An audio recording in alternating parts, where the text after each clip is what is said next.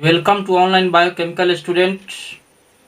और मैं हूं हिमांशु कुमार और हम लोग पढ़ रहे हैं सॉलिड स्टेट। तो सॉलिड स्टेट में अब तक से हम लोग सॉलिड के बारे में देखा, क्रिस्टलाइन सॉलिड, एमॉर्फस सॉलिड, इन सब के बारे में मैंने बताया। क्रिस्टलाइन सॉलिड के टाइप्स जो थे 4, उसके बारे में बताने के बाद आज हम लोग क्रिस्टलाइन और एमॉर्फस सॉलिड से संबंधित कुछ क्वेश्चन देखेंगे। उसके बाद पुनः आगे बढ़ेंगे।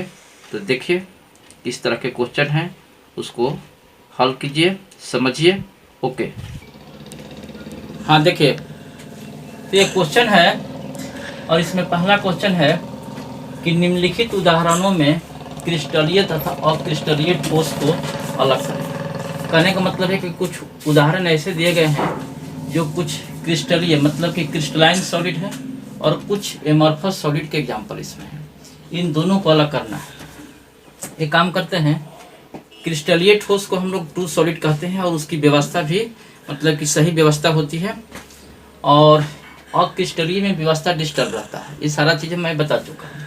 तो पहले आप देख लीजिए कि क्रिस्टलीय ठोस जो होता है, जो 4 प्रकार के जो ठोस होते हैं, क्रिस्टलीय में 4 प्रकार जो होता है, उस चारों में अगर कोई एग्जाम्पल दिया है, इसके पहले भी जो मैंने पढ़ा है उसमें एग्जाम्पल दिया है, तो उसको साइड कर लीजिए। ये तो बहुत आसान है कि एक को अलग कर लीजिएगा, दूसरा अपने आप हो जाएगा। देखिए इधर नेफ्थलीन मोलिकुलर सॉलिड है, बेंजोइक एसिड मोलिकुलर सॉलिड है, पोटासियम नाइट्रेट आयनिक सॉलिड है। इसके बाद फाइबर ग्लास और कॉपर तो मेटालिक है, ये भी दोनों अलग हो जाएगा।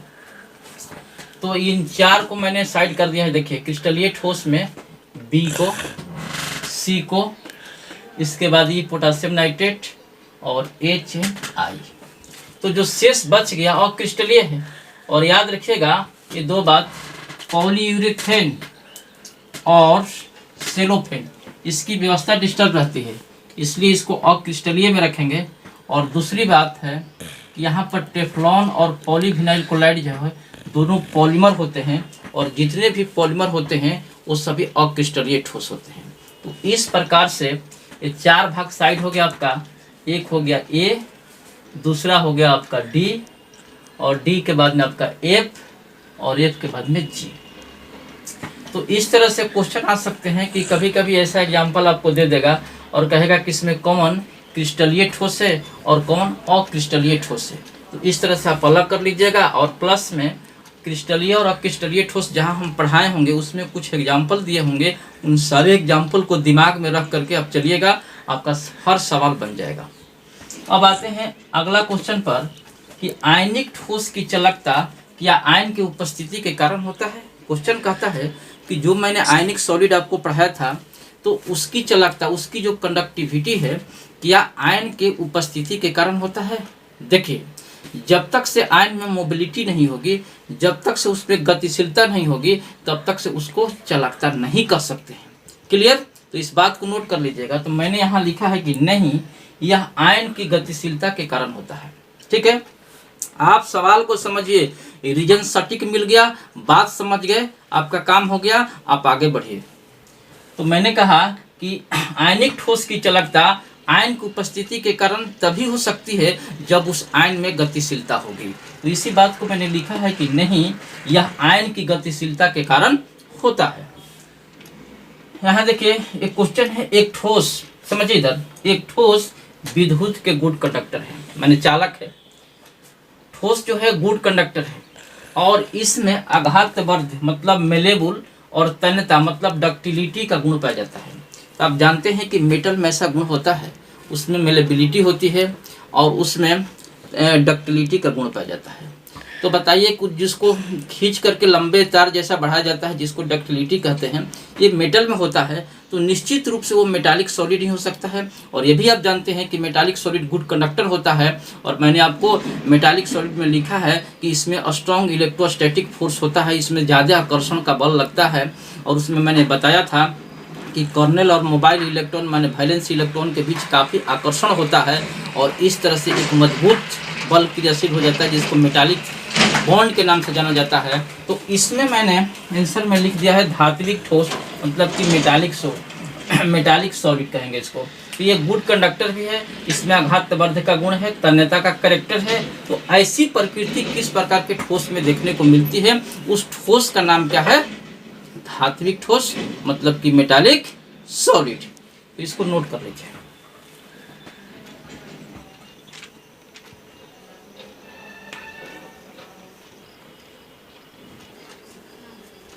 हाँ देखिए, तो अगला क्वेश्चन है, एक ठोस पदार्थ काफी कठोर होता है। कहता है एक ठोस पदार्थ काफी कठोर, पहले जानिए कि एक ठोस है काफी हार्ड है, और ठोस तथा द्रवित दोनों अवस्था में विद्युत का बैड कंडक्टर होता है। मतलब कि सॉलिड स्टेज में और मोल्टेन स्टेज दोनों ही अवस्था में क्या होता है? बैड कंडक्टर होता है। यह उच्च द्रव्यमान को रखता है। इस ठोस की प्रकृति क्या होगी? तो आपको बताए थे, याद कीजिए, कोवैलेंट सॉलिड में बताए थे कि वो उसको नेटवर्क सॉलिड भी कहा जाता है। और नेटवर्क सॉलिड इसलिए कहा जाता है कि 3 डायमेंशनल नेटवर्क को रखता है। और उसमें बताया था मैंने डायमंड और सिलिकॉन कार्बाइड, और बताया था कि जिसके फलस्वरूप उसका द्रव्यमान जो होता है, उसका जो मेल्टिंग पॉइंट होता है काफ़ी उच्च होता है।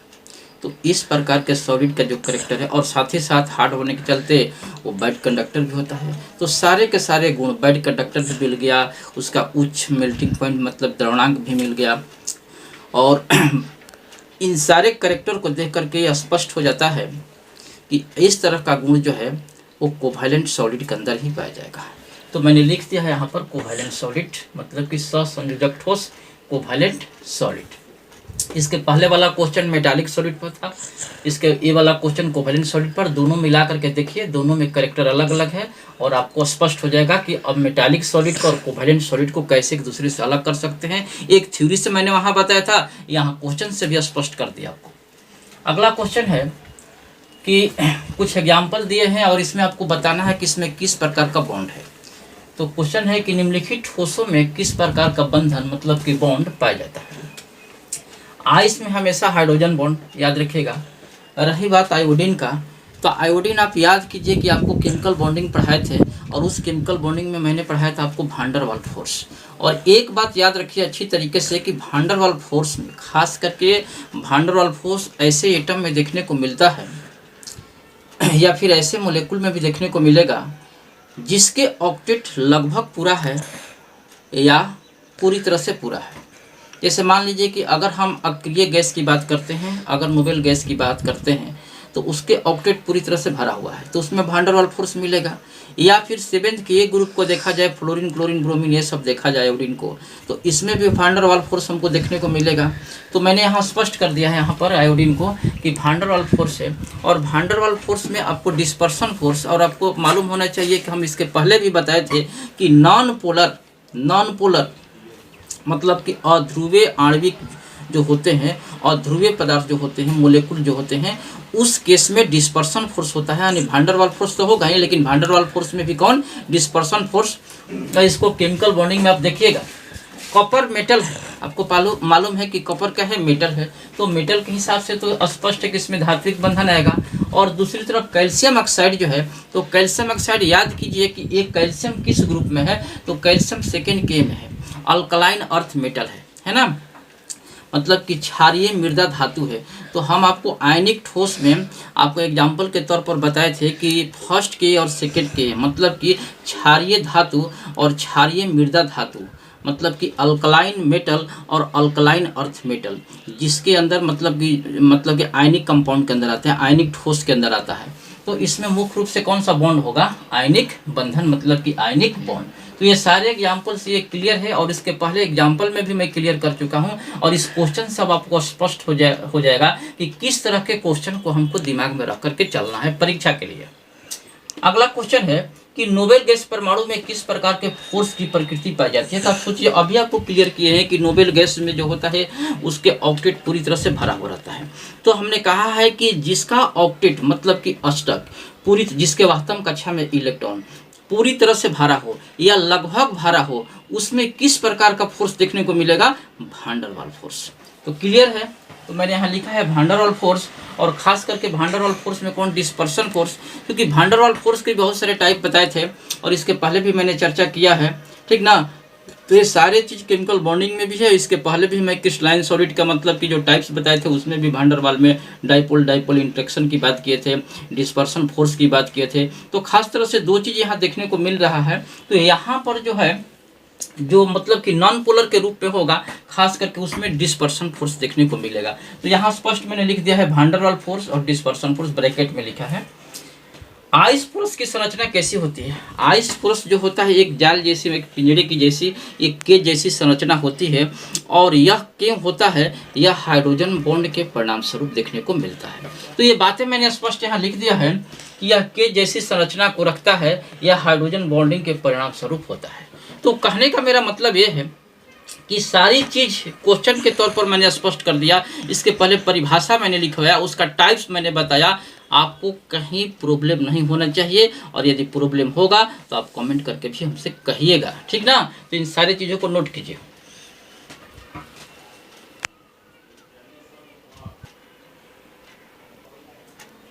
तो देखिए यहाँ पर हम लोग जो क्रिस्टल लैटिस को पढ़ते हैं, तो याद रखिए क्रिस्टल लैटिस कहने का मतलब कि क्रिस्टल जालक।